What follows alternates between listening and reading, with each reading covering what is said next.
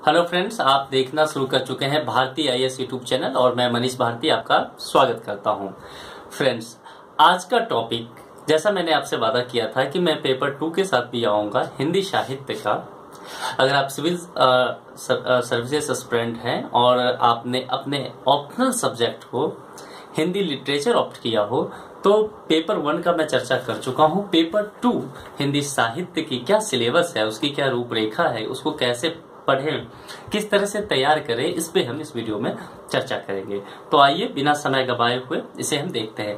Paper 2 जो है ये 250 मार्क्स का होता है और दोनों पेपर को मिला दे 250 मार्क्स का, तो आप जानते हैं कि ऑप्शनल 500 मार्क्स का होता है।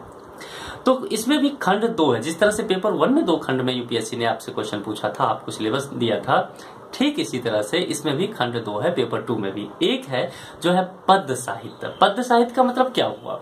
पद्य में लिखा जाना, यानी कि कविता, काव्य खंड, आसान भाषा में पोएट्री आप समझिए, ठीक। और दूसरा जो है वो है गद्य साहित्य। गद्य मतलब क्या? जिसमें पैराग्राफ की बातें हों, यानी कि आप आसान भाषा में समझिए तो कहानी पढ़ते होंगे, किस्सा, उपन्यास, ये सब क्या है?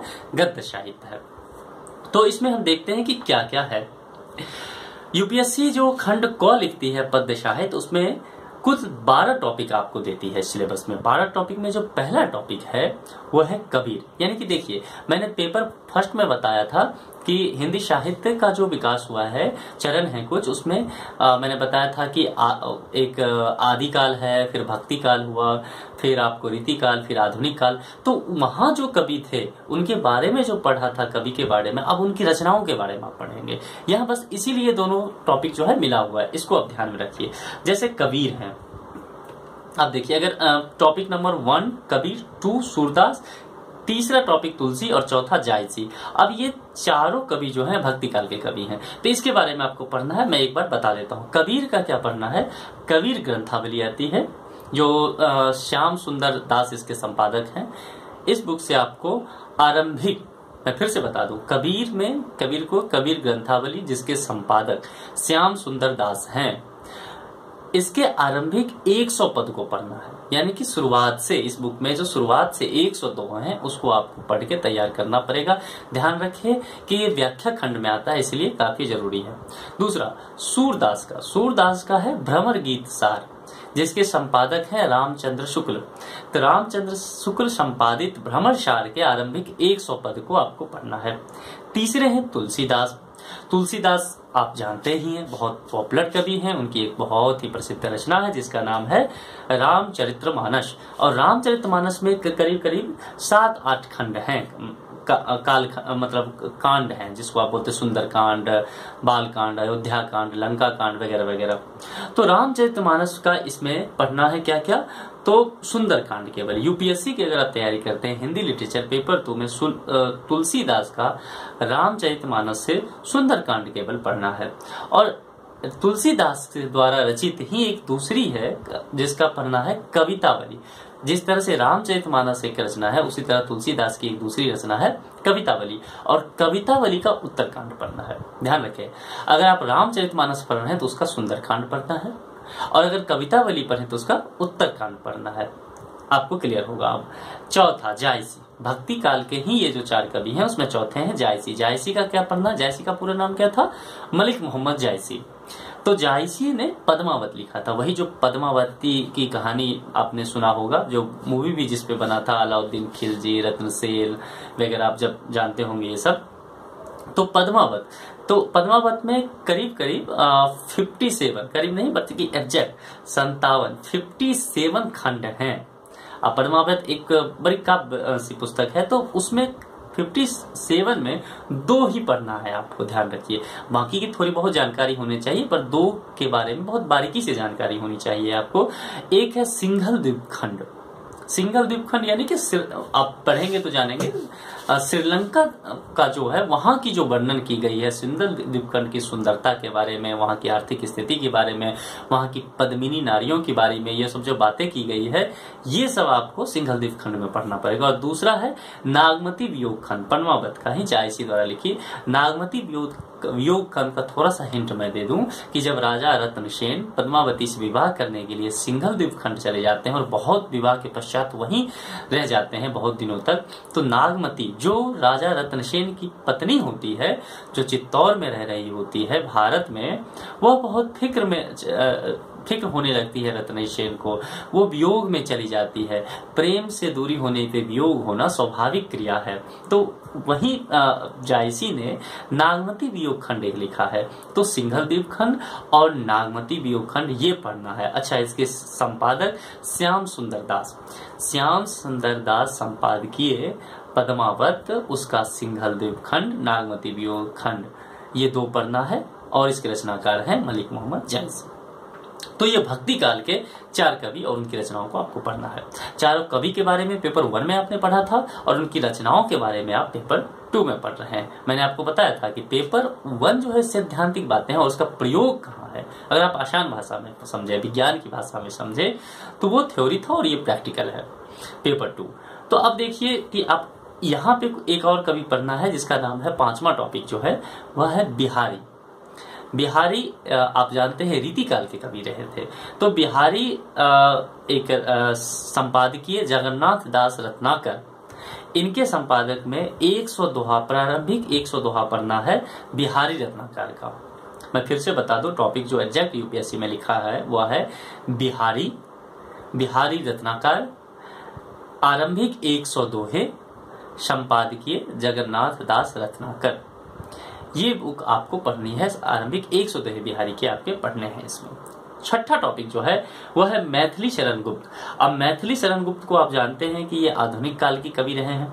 तो मैथिली शरण गुप्त को आपको पढ़ना है भारत भारती आपने पढ़ रखा होगा, जो ये द्विवेदी युग के जो रहा है 1900 से 1918 1920 तक के आसपास का, उसी समय की ये कवि रहे हैं मैथिली शरण गुप्त, और इनकी रचना भारत भारती का अध्ययन आपको करना है। 7वां टॉपिक जो है वो है जयशंकर प्रसाद की कई रचनाएं हैं। उसमें से यूपीएससी के लिए जो आपको पढ़ना है वह है कामायनी में कई सर्ग हैं, आप जानते होंगे। कामायनी का 2 सर्ग केवल आपको पढ़ना है, एक है चिंता सर्ग और दूसरा है श्रद्धा सर्ग।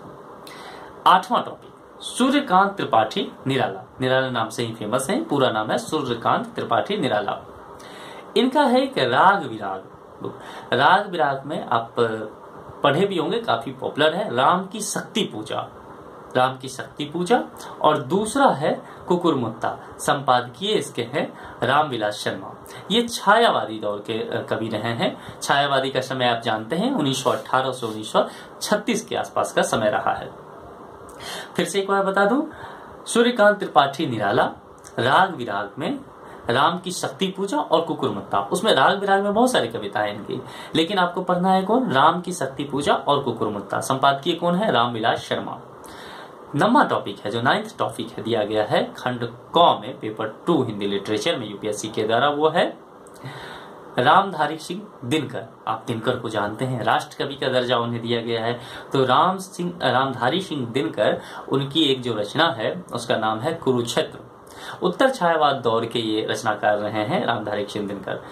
10वां टॉपिक जो है अज्ञे का आप पूरा नाम आप जानते ही हैं, सचिदानंद हीरानंद वात्स्यायन अज्ञे।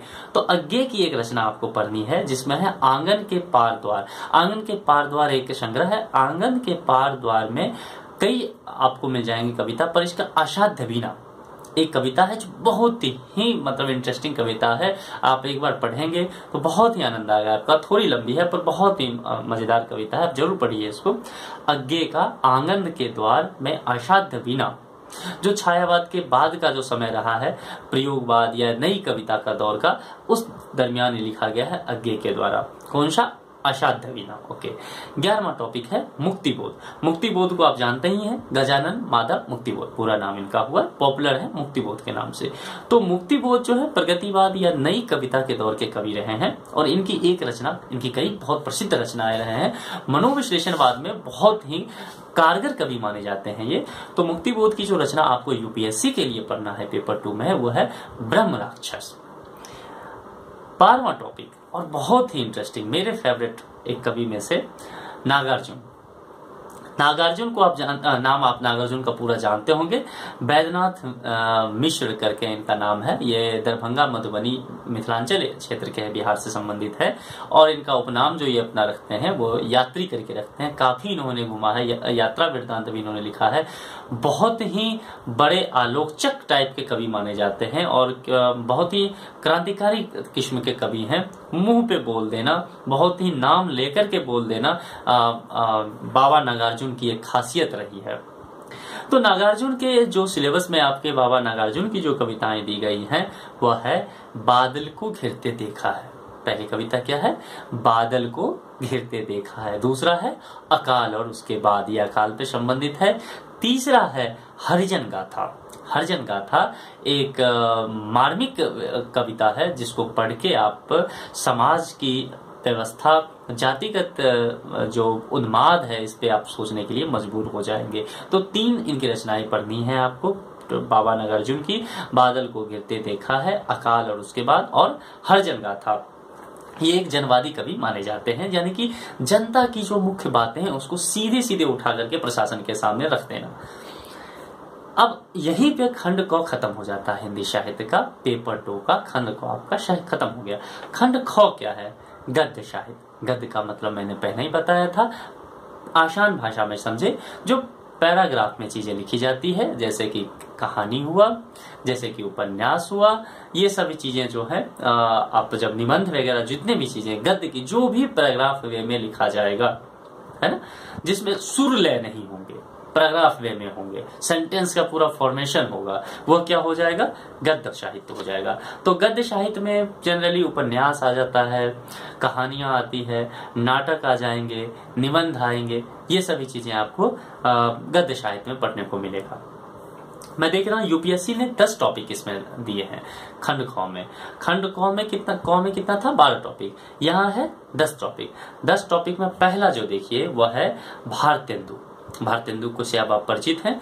भारतेंदु की रचना है भारत दुर्दशा। भारतेंदु मैंने फर्स्ट पेपर के एक्सप्लेनेशन में बताया था कि जब भी भारतीय नाटक की बात की जाएगी और रंगमंच की बात की जाएगी तो यह भारतेंदु के इर्द गिर्द घूमेगा। तो भारत दुर्दशा इनकी एक रचना है, जो नाटक है, इसे आपको पढ़ना है। इसमें मोहन राकेश दूसरे रचनाकार की एक रचना पढ़ना है, जिसका आषाढ़ का एक दिन। मेरी फेवरेट पुस्तक है, रचना जिसे मैं कई बार पढ़ चुका हूँ। जब भी मतलब आषाढ़ का दिन एक बार आप पढ़ के देखिए और फिर आप खुद महसूस करेंगे कि मैं क्या कहना चाह रहा हूँ। तो एक बहुत ही पसंदीदा, बहुत ही सुलझा हुआ नाटक, कालिदास के एक छाया चित्र लेकर के कालिदास को मुख्य केंद्र बिंदु बना करके उस पे लिखा गया ये रचना है मोहन राकेश का आषाढ़ का एक दिन नाटक। तो आप इसे पढ़िए।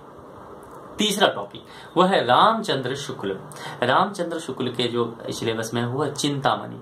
चिंतामणि के भाग 1 पढ़ना है आपको। और फिर है कविता क्या है, यह एक टॉपिक है। कविता क्या है? श्रद्धा भक्ति दूसरी टॉपिक। थोड़ा ढंग से मैं एक्सप्लेन करूं इसे, आप सही समझ लीजिए। चिंतामणि भाग 1 पढ़ना है आपको, कॉमा उसमें क्या क्या है, कविता क्या है और दूसरा क्या है, श्रद्धा भक्ति। ये दोनों अलग अलग है। चिंतामणि, कविता क्या है, श्रद्धा भक्ति, ये पढ़ने हैं आपको। रामचंद्र शुक्ल के निबंध निलय चौथा टॉपिक है, निबंध निलय। इसके संपादक है डॉक्टर सत्येंद्र। बालकृष्ण भट्ट, प्रेमचंद्र, गुलाब राय, हजारी प्रसाद द्विवेदी, रामविलास शर्मा, अज्ञेय, कुबेर नाथ राय, इनको पढ़ना है आपको निबंध निलय में, संपादकीय डॉक्टर सत्येंद्र की। अब आते हैं, अब उपन्यास की कहानी के तौर पे आते हैं। तो 5वां टॉपिक है प्रेमचंद्र। प्रेमचंद्र का क्या क्या पढ़ना है आपको गद्य में? गोदान उपन्यास के रूप में, आपने सुना होगा गोदान के बारे में, बहुत ही पॉपुलर कहानी रही है, हम सबों ने अपने बचपन में सुना होगा, वेब सीरीज बन चुके हैं इस पे। तो गोदान एक आपको पढ़ना पड़ेगा प्रेमचंद्र का उपन्यास के तौर पे। दूसरी पुस्तक और पढ़नी पड़ेगी आपको, जिसका नाम है प्रेमचंद्र की सर्वश्रेष्ठ कहानियां। जहां तक मैं याद कर पा रहा हूं, इसमें प्रेमचंद्र की सर्वश्रेष्ठ कहानी एक पुस्तक है, पतली सी पुस्तक है, जिसमें तकरीबन शायद 16 कहानियां हैं, 16 स्टोरी है, प्रेमचंद्र द्वारा ही रचित सभी प्रेमचंद्र की कहानियां हैं और काफी पॉपुलर कहानियां हैं। जैसे आपने बूढ़ी काकी, बड़े घर की बेटी, ये सब कहानी पढ़ा होगा। या एक मेरी जो पसंदीदा कहानी है वो है कफन। तो कफन भी इस कहानी में इसमें डाला गया है। प्रेमचंद की सर्वश्रेष्ठ कहानियों में है। और इसके संपादक कौन है? अमृत राय। प्रेमचंद की सर्वश्रेष्ठ कहानियां 16 कहानी है, इसमें संपादक है अमृत राय। इस बुक को आपको पढ़ना है। छठा टॉपिक जो है वह है प्रसाद। प्रसाद मतलब जयशंकर प्रसाद की बात की जा रही है। जयशंकर प्रसाद का एक नाटक है जिसका नाम है स्कंदगुप्त। भाषा थोड़ी कठिन है, थोड़ा सा जटिल है, इतिहास, संस्कृति, इन सब चीजों को समावेश करते हुए नाटक है, पर बहुत ही मजेदार है। एक बार समझना अगर शुरू कर देंगे तो आप फिर अंत तक इस नाटक में को, मैं कई बार कहता हूँ जयशंकर प्रसाद के नाटक को एक बार समझने के बाद आप उसे पढ़ते नहीं है बस, बल्कि आप रंगमंच पे चले जाते हैं और उस नाटक को खेलते हैं आप। तो जयशंकर प्रसाद के स्कंदगुप्त को आपको स्कंदगुप्त को पढ़ना है, नाटक को। 7वां टॉपिक है वो है यशपाल का। यशपाल एक आप कह सकते हैं कि मार्क्सवादी विचारक हैं, वामपंथी विचारक लेखक रहे हैं। तो यशपाल का एक उपन्यास है दिव्या। दिव्या एक उपन्यास है, बौद्ध धर्म, उसके इर्द गिर्द नारी सशक्तिकरण, महिलाओं के जीवन के क्या क्या रहे हैं, दास प्रथा, इन सब चीजों पे दिव्या में लिखा गया है। तो दिव्या जरूर पढ़िए, बहुत अच्छी एक उपन्यास है ये। 8वां एक टॉपिक है वो है फणीश्वरनाथ रेणु। रेणु के नाम से बहुत फेमस हैं फणीश्वरनाथ रेणु। सीमांचल के रहने वाले थे। सीमांचल कहाँ? मिथिलांचल में। और मिथिलांचल कहाँ? बिहार का हिस्सा। बिहार का ये पूर्णिया, किशनगंज, अररिया, कटिहार, ये सब जो एरिया आप जान रहे होंगे, सीमांचल का, कोसी बेल्ट का एरिया, ये यहीं के रहने वाले थे फणीश्वरनाथ रेणु। अब आप सोच रहे होंगे मैं इतने जगह का नाम आपको क्यों कह रहा हूँ? ये इसीलिए कि फणीश्वरनाथ रेणु एक आंचलिक उपन्यासकार थे। आंचलिक उपन्यासकार का मतलब क्या होता है? अगर आप साहित्य के छात्र रहे हो किसी भी लैंग्वेज में, तो आंचलिक रीजनल जो राइटर्स होते हैं रीजनल टॉपिक्स पे लिखते हैं, यानी कि किसी अंचल विशेष में, किसी क्षेत्र विशेष की बातों को बता करके लिखना, किसी क्षेत्र विशेष को केंद्र बिंदु में रखना, जगह बता करके और उसी के इर्द गिर्द पूरी कहानी को घुमाना, ये आंचलिक उपन्यास, आंचलिक कहानियों की विशेषताएं होती है। और फणीश्वरनाथ रेणु आंचलिक रचनाओं के जादूगर माने जाते हैं। और उसमें एक बहुत ही प्रसिद्ध और महत्वपूर्ण, इंटरेस्टिंग आप जो कह सकते हैं, एक उपन्यास यूपीएससी ने इस सिलेबस में डाला है, वो है मैला आंचल। मैला आंचल के बारे में आप सबने सुना होगा। तो एक थोड़ी सी मोटी पुस्तक है, भाषा अंचल के आधार पर है, यानी कि मैथिली भाषा के आधार पर, या भोजपुरी का टोन आपको मिल सकता है, मैथिली की झलक मिलेगी आपको, चूंकि आंचलिक उपन्यास है तो वहां की भाषाएं, वहां की संस्कृति के बारे में, रहन सहन, खान पान और आचार व्यवहार को दर्शाना जरूरी था, आवश्यक था। तो ये सब आपको मैला आंचल में पढ़ने को मिल जाएगा। उसके बाद एक नम्मा टॉपिक है और वो है मनु भंडारी। मनु भंडारी की भी एक उपन्यास को आपको पढ़ना है, वो है महाभोज। महाभोज राजनीतिक परिप्रेक्ष्य में लिखा गया एक उपन्यास है, यानी कि एक व्यक्ति की मृत्यु होती है और उस मृत्यु का राजनीतिक में शामिल लोग उसके मृत्यु को किस तरह से भुनाते हैं, प्रशासन किस तरह से विवश नजर आता है, ये सभी आपको पढ़ने को मिल जाएगा। महाभोज मनु भंडारी रचित उपन्यास है। 10वां और आखिरी टॉपिक जो इस आपके हिंदी साहित्य का खंड ख पेपर 2 का जो है वो है राजेंद्र यादव संपादकीय। फिर से ध्यान दीजिए, ये इस टॉपिक में राजेंद्र यादव संपादकीय एक बुक है, उसका नाम है एक दुनिया समानांतर। इसकी सभी कहानियों को पढ़ना है यहाँ पे, और इसमें कहानियों की संख्या है टोटल 22 कहानियां इसमें है। ठीक, मैं आपको बता दूं कि इसमें कहानियां कितनी पढ़नी पड़ेगी।